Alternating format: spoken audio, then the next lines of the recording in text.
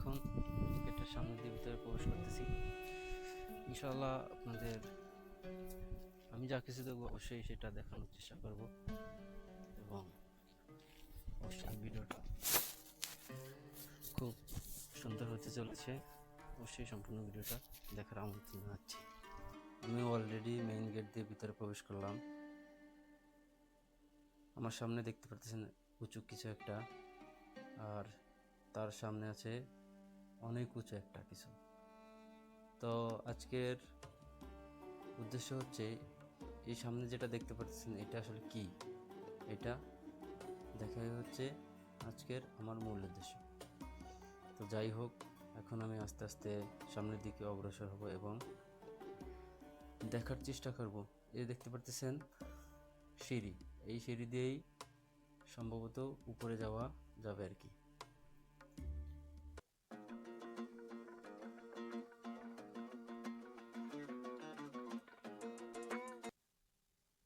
সিঁড়ির প্রথম ধাপ অতিক্রম করলাম।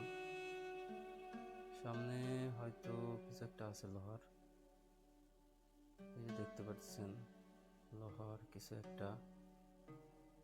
আর এইখানটাতে সম্ভবত কোনো কাজ চলতেছে, যার জন্য আর কি এটা দিছে আর কি। যাই হোক, এটা কোনো বিষয় না, আমার লক্ষ্য হচ্ছে একদম উপরে কি আছে এটা দেখা। আপনারা দেখতে পারতেছেন যে অনেক সরু, এখানকার রাস্তাটা অনেক সরু। দুজন লোক একসাথে হয়তো ক্রস করতে একটু কষ্ট হয়ে যাবে, এত সরু। আর এইখানটা দিয়ে দেখেন, যদি নিচের দিকে তাকাই, নিচে দেখেন নিচু, অনেক নিচু,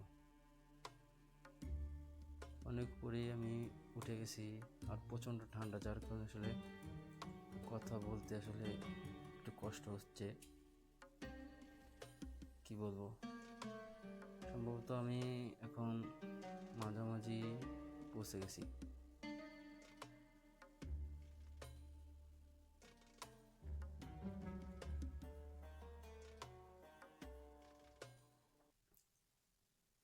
দেখেন পথটা একদম সরু।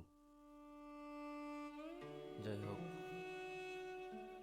আমাকে যেতে হবে অবশ্যই গন্তব্যে, এবং এখানটাতে কি আছে এটাই আজকে দেখব।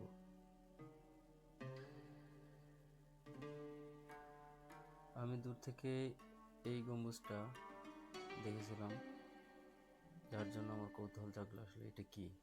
একজনকে জিজ্ঞেস করলাম, সে বলল এইখানটাতে নাকি হযরত ওমর রাদিয়াল্লাহু তাআলা আনহু এসেছিলেন, এবং এইখানটাতে নাকি পূর্বে ইহুদিদের কোনো একটা কিছু ছিল, গির্জা জাতীয়, এবং তিনি এখানে আসলেন এবং এখান থেকে ইহুদিদের বিতাড়িত করলেন। পরবর্তীতে একজনকে জিজ্ঞেস করলাম, তিনি বললেন এইখানটা নাকি পূর্বে সৌদি কাজী, কাজী বলতে যেটা বোঝায় আপনার বোঝেন, যেখানে বিচার কার্য সম্পাদন করা হয়, ওই কাজের জন্য এখানটা ব্যবহার করা হতো। অর্থাৎ এখান থেকে বিভিন্ন শাসন, আপনার শাস্তি যেটাই বলুন, আইন প্রণয়ন করা হতো আর কি। তো আমি এখন উপরে, একদম উপরে চলে আসছি। উপরটা একদম ফাঁকা, এখানটাতে টাইলসের মতো আর কি, ভালো বলতে পারবো না এটা কি। আর সামনে চারি সাইড আপনার সামনে একটা গর্ত দেখা যাচ্ছে আর কি। শুধু তাই নয়, এখানটাতে অনেক লোকজন আছে, হয়তো কোনো কাজ আছে, যার জন্য তারা আসছে এখানে কাজ করার জন্য।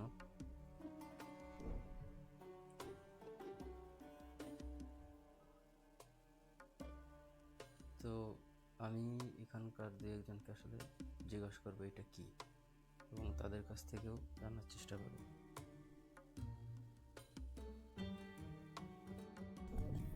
क्या हाल है भाई? ठीक है। किधर से भाई? किधर से आया? ये इधर क्या है, इसका नाम क्या है मालूम है? इधर मतलब क्या चलता है इधर? नाम मालूम नहीं, नाम क्या है, लेकिन हम लोग इधर काम करते हैं। हाँ, क्या काम करने के लिए आया? ये किस लिए मालूम नहीं है? ये क्या है मालूम नहीं है भाई कोई आदमी का?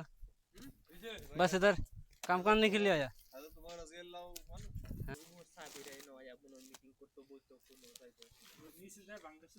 क्या करते हो वीडियो यूट्यूब चैनल है क्या? खुला लेकिन आप अभी तो अभी सब्सक्राइब करेंगे ना, हम सब सब्सक्राइब करेंगे आपको। मैं सही है सर्च करा। आप लोग सब्सक्राइब তো দেশি ভাইরা আসলে চ্যানেল সাবস্ক্রাইবের জন্য বলতেছে,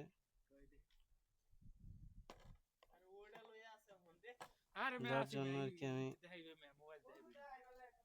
দেখাচ্ছি বিষয়টা। नेट है भाई?